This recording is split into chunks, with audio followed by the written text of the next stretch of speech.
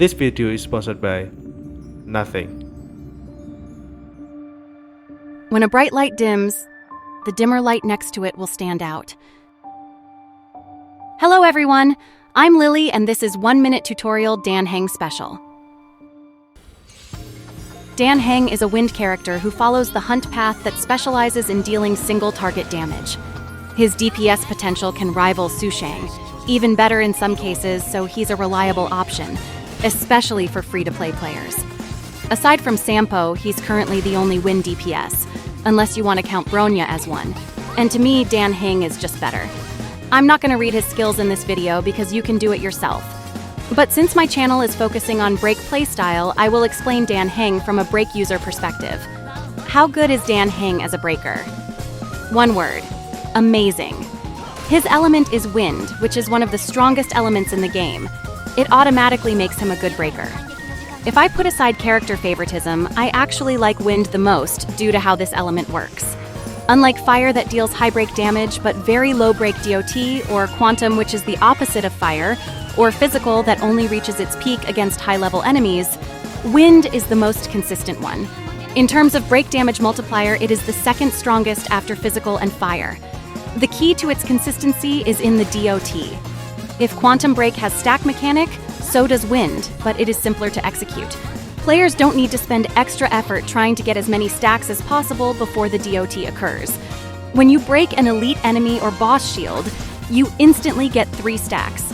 This really helps wind to compete with physical and max stack quantum and DPS race.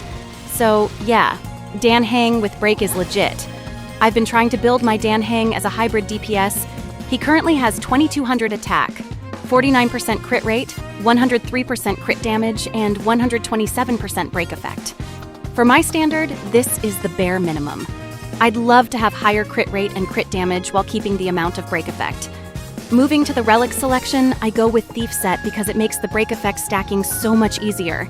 Since I get so much break from this set and break rope, the substat can fully focus on crit or attack.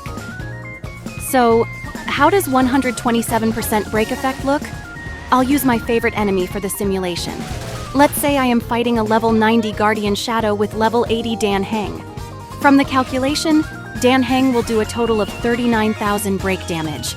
Compare it to quantum and physical with the same amount of break effect. It is the third. It's only slightly lower than max stack quantum, but 42% lower than physical. It's normal because endgame physical is king. We've talked about this before, but Dan Heng is the Uncrowned king.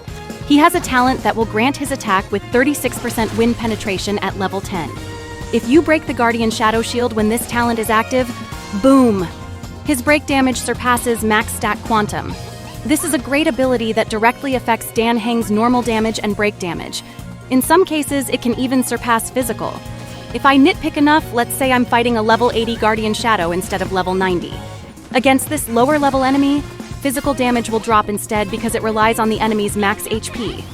On the other hand, quantum and wind damage increase.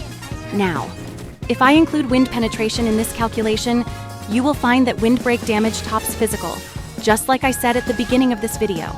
When a bright light dims, the dimmer light next to it will stand out. So make sure you always break the enemy's shield with his ultimate and when his talent is active to maximize his damage output. That's 1 minute, maybe a little more. See you guys in the next video.